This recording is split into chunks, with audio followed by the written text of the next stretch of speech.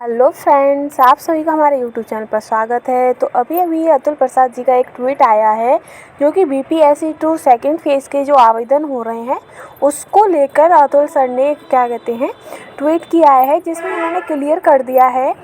आप स्क्रीन पर देख सकते हैं कि सीधा उन्होंने लिखा है कि there seems to be unnecessary concession in selection, ठीक है। और CTET 1-2 और other subject obviously a candidate can apply only in a subject in which he has cleared estate.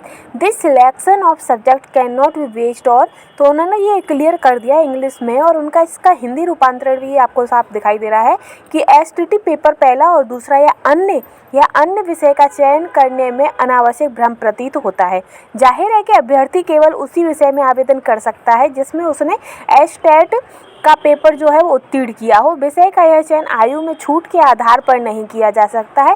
इसी प्रकार अन्य का अर्थ अन्य विषय ही था।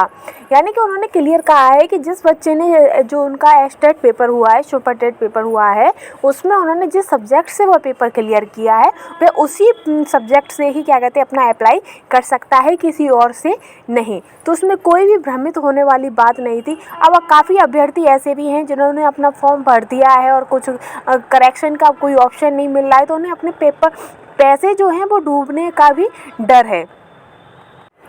काफ़ी बच्चे ऐसे भी हैं जिन्होंने जो उनका ऑनलाइन फॉर्म थे, उन्होंने अब ऑनलाइन फॉर्म को लेकर वो काफ़ी बच्चे क्या कहते हैं परेशान थे कि कहीं सर्वर डाउन ना हो जाए, कहीं एंड टाइम ना आ जाए, डेट ना निकल जाए, कहीं उनका आवेदन हो पाएगा कि नहीं हो पाएगा। तो कुछ बच्चे ऐसे, कुछ क्यों, कम से कम 5 लाख से ऊपर आपके आवेदन हो चुके हैं, तो उनके रुपए भी चले गए, करेक्शन का कोई ऑप्शन नहीं है। तो अभ्यर्थियों को लग रहा था कि कहीं सर्वर डाउन ना हो जाए, बिजी ना हो जाए, तो इसलिए उन्होंने फॉर्म भर दिया। और आज अंतिम टाइम पर ये चेयरमैन का ये क्या कहते हैं ट्वीट आता है कि अदर का मतलब अदर ही था, कुछ और नहीं। तो अब ऐसे में जो काफ़ी बच्चे हैं वो बहुत ही ज़्यादा परेशान हो चुके हैं अभ्यर्थी कि अब ऐसे में क्या करें, दोबारा फॉर्म भरें, क्या करें, उनकी कुछ समझ नहीं आ रहा है। तो ये तो एक तरीके से बच्चों के साथ खिलवाड़ जैसा हो रहा है।